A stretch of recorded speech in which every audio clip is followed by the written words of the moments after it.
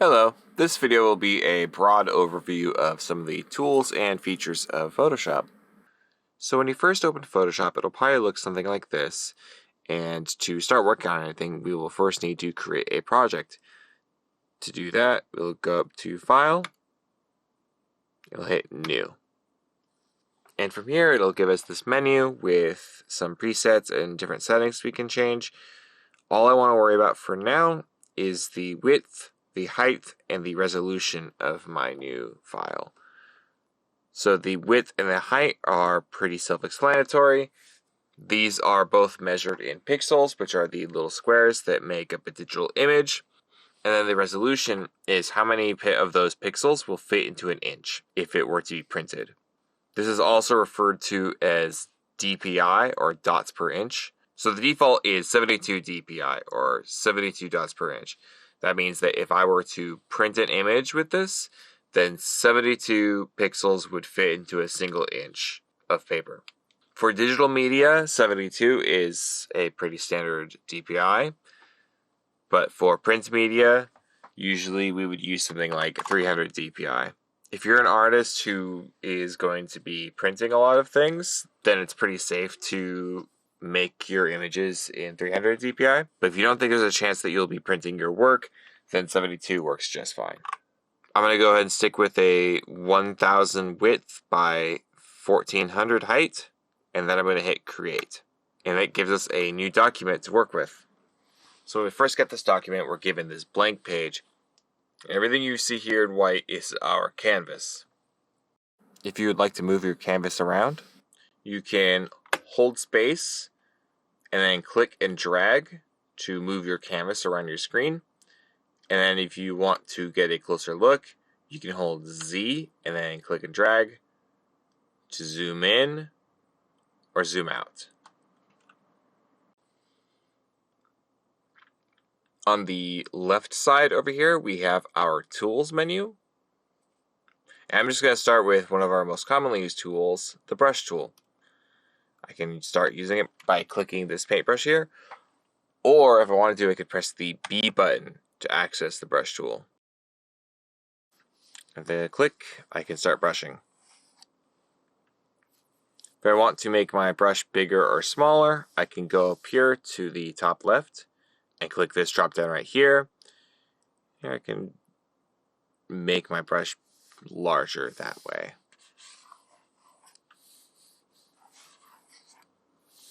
I can also adjust the hardness of the brush.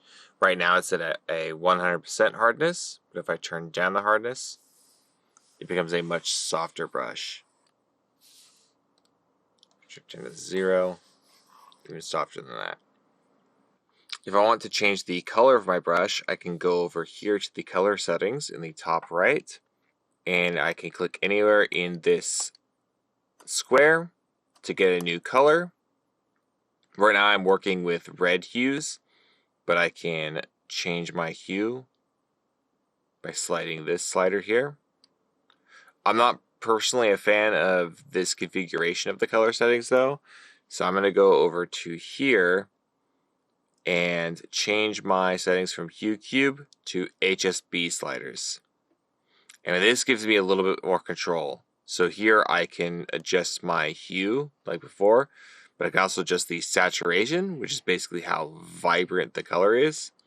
And I can adjust my brightness, which is how light or dark my color is. And that just gives me a little bit more accuracy than the Hue Cube. I could also input manual values, so I could say I want a 50% saturation. That's another level of control that I have using HSB sliders. So now with a new color selected, I can come back over here and start painting with that teal color.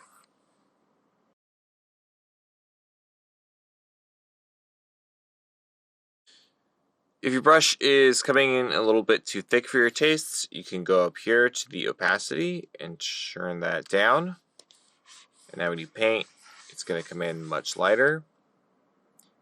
And then when you go over it a second time, it'll apply thicker again each time. Flow is similar to opacity, what flow does is it controls the speed at which the brush will build up. Let's say we have a high opacity and a low flow.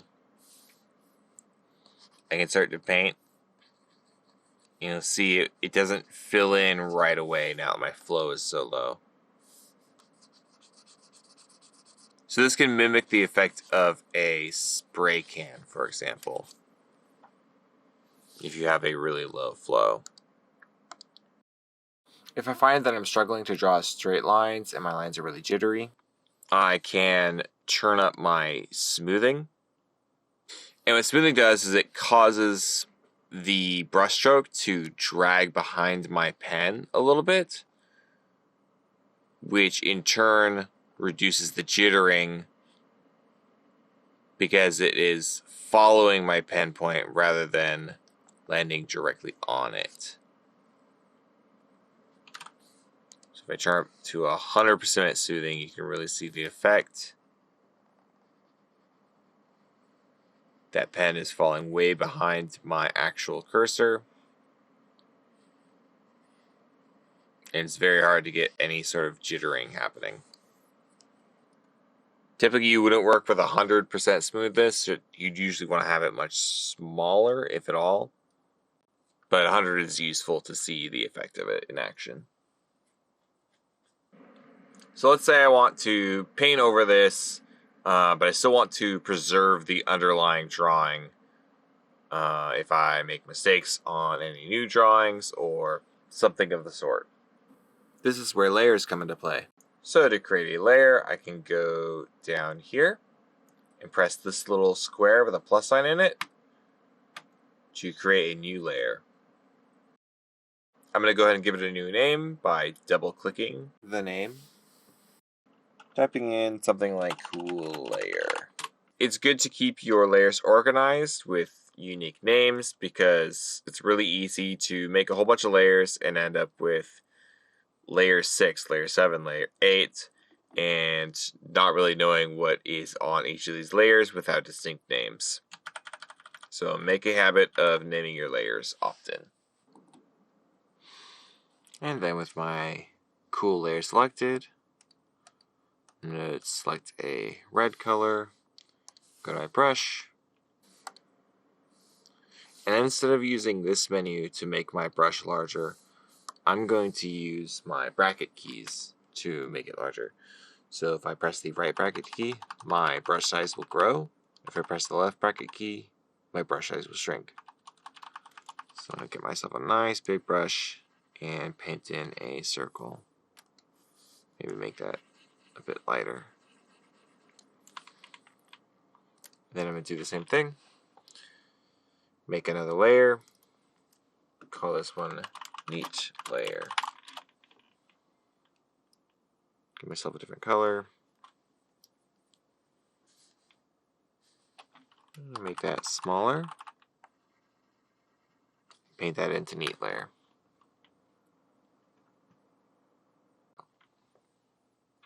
So now what's really cool about layers is I can reorder these, and the contents of each layer will hide behind each other in the order the layers are ordered. So if I move this neat layer down, it'll hide beneath the red circle. Move cool layer down, we see the yellow circle again. If I want to move something in a layer, I can go to the neat layer, and I can press V to go to my move tool. And just select the object and move it down.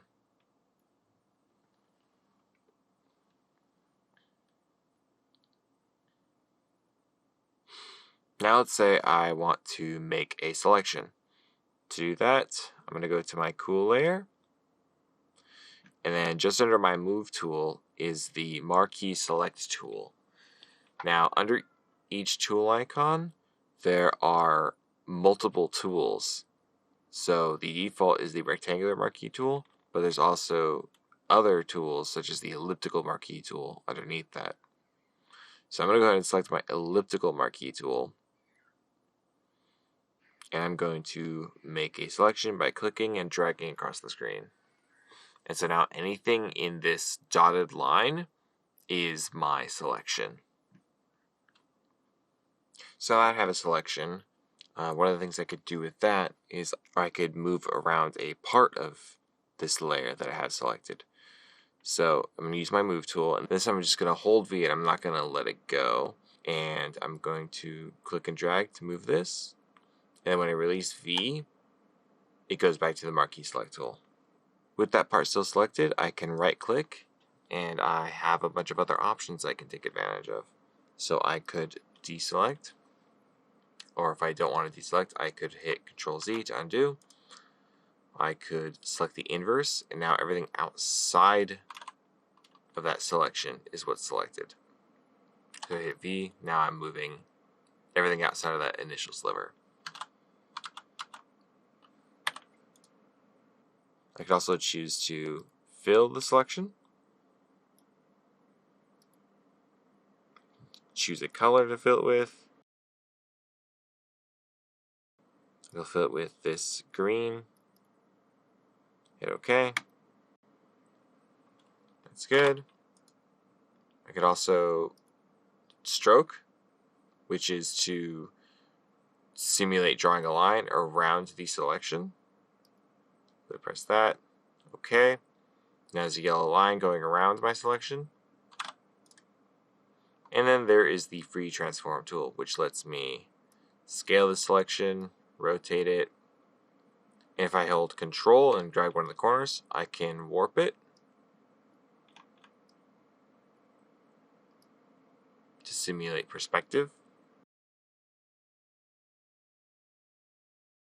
And to confirm my transformation, I can hit Enter.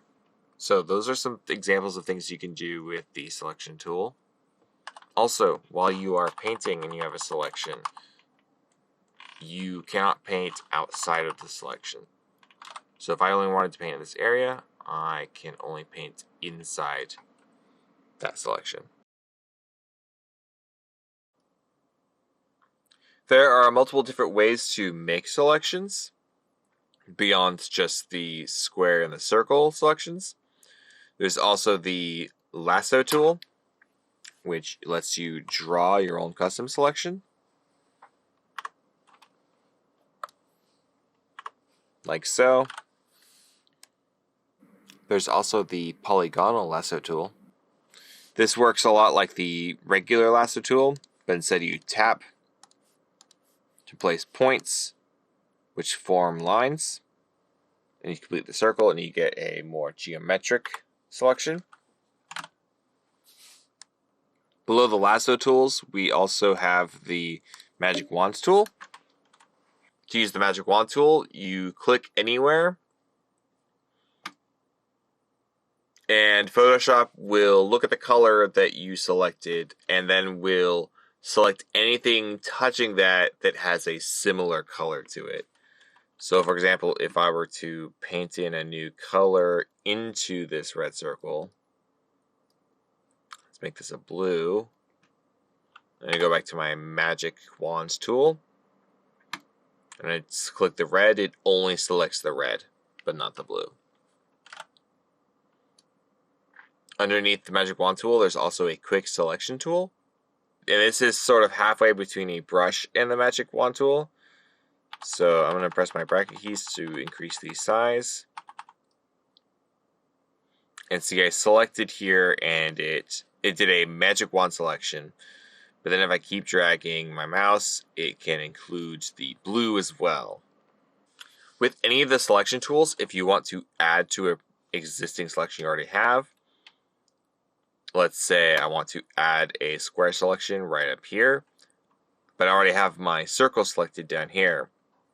What I can do is I can hold Shift and then make my new selection, and it gets added to the pre-existing selection. Then if I want to remove from a selection, I can hold Alt and make another selection, and it will subtract from whatever I've selected. Coming back to our brush tool real quick, if you want to copy a color from somewhere else, you can hold Alt and then it activates our dropper tool, our eyedropper tool. And with that, you can click anywhere in your frame and copy a color. And then it overwrites whatever color you have at the moment with the new color, which you can then paint with. Now, say you have a small detail in your drawing that you want to get rid of pretty quickly. There are a couple of nice tools for removing errors in your image here above. The hotkey for all of these is J, and the one I'm going to show off for now is the spot healing tool. So I'm going to select that, and then I'm just going to click on my little blemish, and what that does is it takes stock of all the surrounding color and fills in that abnormality with the surrounding color. It can have unintended side effects if you use it somewhere where the surrounding area doesn't really match up. So for example, if I click here, it creates kind of a twist. So let's say I want to change the color of this blue circle in the middle here. Well, to do that, I can go over here to my paint bucket tool. Give it a click, select a color. I've got a nice purple here. And I'm going to click my blue, and it's going to fill that in with the new color. This works very similarly to the Magic Wand tool in that wherever you click, Photoshop will search for anything connected to that has a similar color. As you can see, the transition from blue to red was drastic enough that it didn't fill in my entire circle here. So around the edges where it was starting to bleed into the red, it didn't register as that as the same blue, so it didn't paint that in. So sometimes you need to come in and click again to get the whole thing. Next, let's say I want to erase just some of this out a little bit. Above the paint bucket tool is the eraser tool. So you can also access it by pressing E. I'm going to scale it up a bit. And I'm just going to come in and erase. Just like brushes, you can go up here, change the hardness and the size, make it a much harder eraser.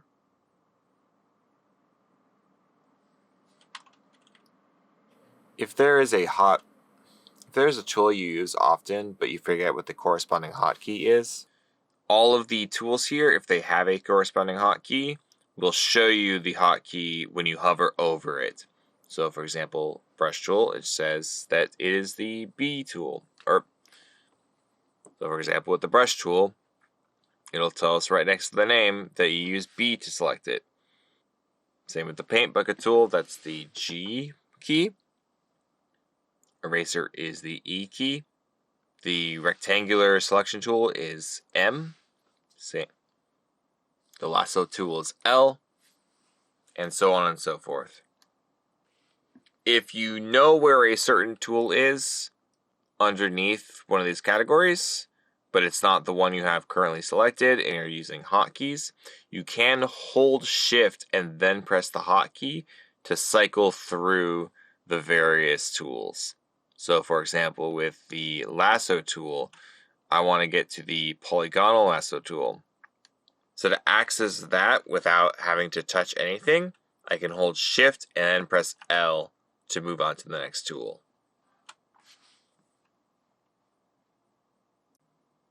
So let's say I've made some progress and it's time for me to save my image. What I can do is I can go up to File and I go down to Save. And the first time I do that, it will open up this menu to save as. And let's just call this test. Now, by default, when we are saving as, it will save this as a .psd or Photoshop document file. And what a PSD is it's basically the default working file of Photoshop, which means it saves all your layers separately. It saves everything just as you left it in Photoshop. It might give you this pop-up for maximize compatibility. Go ahead and hit OK. And I'm going to go ahead and close this even. And then to bring it back up, I can go to Open. And I'm going to select test.psd again. And it brings it back up just as I left it. PSDs are not very good to work with outside of Photoshop, however, because they're very large and they contain a lot of data that you don't need otherwise when you're not working with it in Photoshop. So once you're ready to save your image for actual use, you will go to File, Export, Export As. And this will pop up this window with a bunch of different settings, but the main one we need to worry about is the format. And this will give us 3 options. We're not going to worry about GIF for now. We just want to worry about PNG or JPG. PNG and JPG are similar, but there are a couple of differences. For one, PNG is a lossless file format, while JPG is a lossy format. And what that basically means is when you save an image as a JPEG, the software will do everything it can to remove as much unnecessary data as possible so that your image size will be as small as possible. This is really, really good for web-based images where you want images to load quickly, and any other context where you want a small file size. You can lose some of the quality of an image, but if you save your image with high settings, usually you will not lose that much quality, if at all. PNGs, on the other hand, will save larger, but you won't lose any important information, such as color information. The other main difference is that PNGs have transparency, while JPGs do not. Sometimes you will see JPG written out as JPEG or JPEG. These are the same file type pretty much, it's just different spellings. So with the PNG, you can have a transparent background and it will save as you expected it. Whereas with a JPG, when you save it, that transparent background will get automatically filled in with something because it's not meant to save transparency. So I'm going to exit out of this real quick and I'm going to hide our background layer, leaving only our circles. And in Photoshop, when you see this checkerboard pattern, that means that you are looking at transparency. This is the representation of transparency in Photoshop. So then going back to export, go export as. Once again, I have the option of JPG or PNG. And when I go to JPG, it shows me even how it's going to fill in that transparency. It's going to make it all white. And just to further show you how this works, I'm going to go ahead and export one of each of these. So I'm going to export a test.jpg and export a PNG. And then here are the 2 images. And then here are the 2 images side by side. As you can see, this one has a transparent background and this one does not. If I want to save multiple versions of my PSD file, I can go to Save As. And I've already got test.psd right there.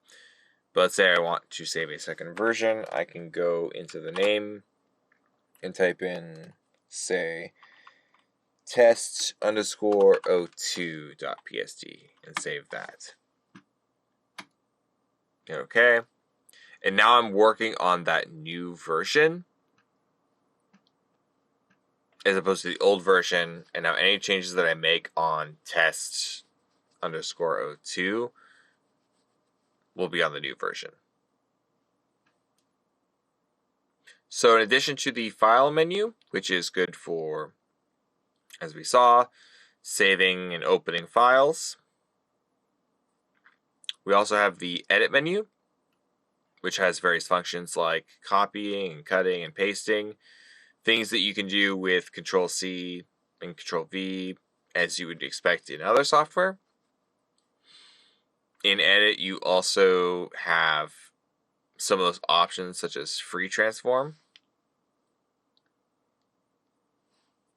You can, say, apply that to a whole layer without having to make a selection that way. There's a lot of other options here, but at the very bottom there is the preferences, and that can be important if you're having an issue with Photoshop and you need to change some settings. Next menu is image, and this has a lot of options for adjusting the colors of your image, and particularly the layer that you're on. So for example, I could go to Image, Adjustments, Hue, Saturation. I'll pop up this window. I can change the hue of my cool layer. Let's just make it more or less saturated, make it a little bit brighter. Hit OK to confirm. Next to that is the layer menu. This has a lot of the same options that you have down here with creating new layers. And then over here, towards the end, you have the window menu, which can help you find a lot of extra hidden windows, which are really helpful for certain things. But I'm not going to get into all these. For now, I just want to talk about the Workspaces submenu. If something goes awry on your menus here, say you accidentally drag this out here, you can reset your workspace by going to Workspace, make sure it's on Essentials, and hitting Reset Essentials. And it resets all your workspace, and it resets your entire workspace back to the default. So typically, digital images have at least 3 color channels. These are usually red, green, and blue, just like the color cones in our eyes. These channels determine how much of a color is represented in an image, and when all 3 channels are blended together, they create a full color image. You can look at the individual channels of your image in Photoshop by going to the Channels panel, which is to the Channels window, which is right next to the Layers window, right here. And so, for example, if we look at just the red channel by turning off the visibility of the other 2, it switches to a grayscale mode, and we can see exactly all the areas where there is red in the image. And then if we turn on green, we can see where there is any green value in the image. If we turn on red and green together, we see both the red and the green in the image, as well as all of the colors in between red and green, which is the yellow here and the yellow within the white in the center. Same thing if we do blue and red, or blue and green. And then finally, if we turn on all 3, we get the full spectrum of the image. You'll notice that the white in the middle only appears white once we have all 3 colors turned on. That is because this is a additive color medal. So white is comprised of the maximum value of all 3 colors, red, green, and blue. And conversely, black is the absence of any of those colors. In addition to the red, green, and blue channels, there's also often a 4th channel, and that is the alpha channel. And what the alpha channel is basically the transparency of an image or layer. So going back to PNG images, PNGs have an alpha channel, whereas JPEGs do not have an alpha channel. That's why they cannot produce transparency. So you can work with transparency in the Photoshop image. When you export out a JPEG, the image gets compressed down and the alpha channel is removed and replaced with another color if there is nothing behind the transparency. Before I get into painting with the alpha channel, however, I'm going to drag in a couple of images. So let me go ahead and delete this layer, and I'm going to fill this layer with white. And on my desktop, I already have 2 images I want to work with. So I'm going to go ahead and drag in my Mandalorian poster and my picture of my cat. And so let's say I want to put my cat's head onto the Mandalorian. This would be a great opportunity to paint with the alpha channel. So to work with the alpha channel, we need to create a mask on this layer. And to do that, I'm going to go down and press this button, which is to add layer mask. And you can see in the layer next to the thumbnail of the actual image, there is now a white thumbnail next to it. You can also tell that my color settings have changed to a grayscale setting. So when working with a mask, that transparency is represented by black and white values, where white equals 100% opacity and black represents completely transparent.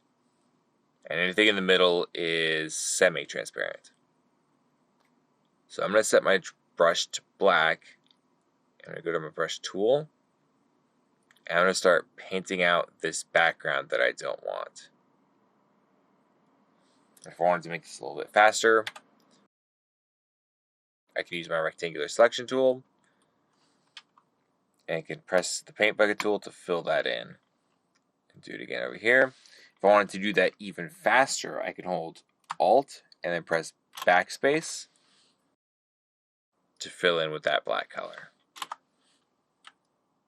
And then zooming in, going back to my brush, just going to paint in very carefully around.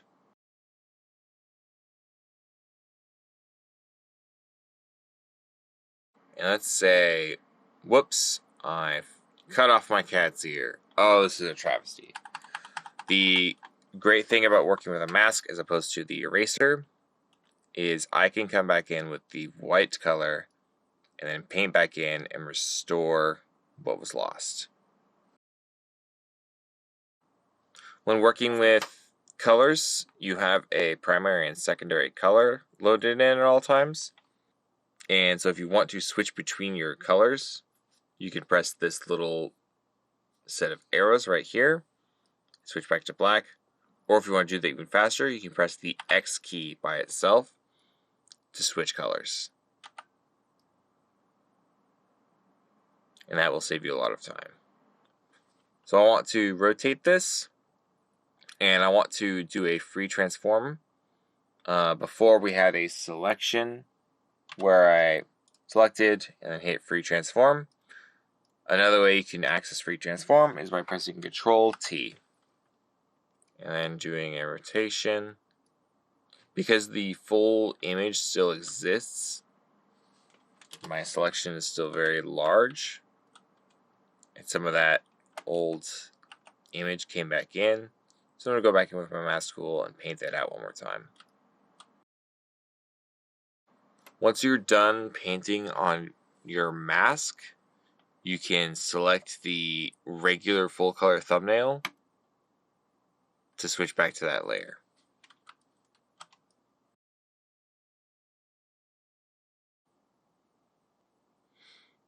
And so that's as far as I want to take this for today.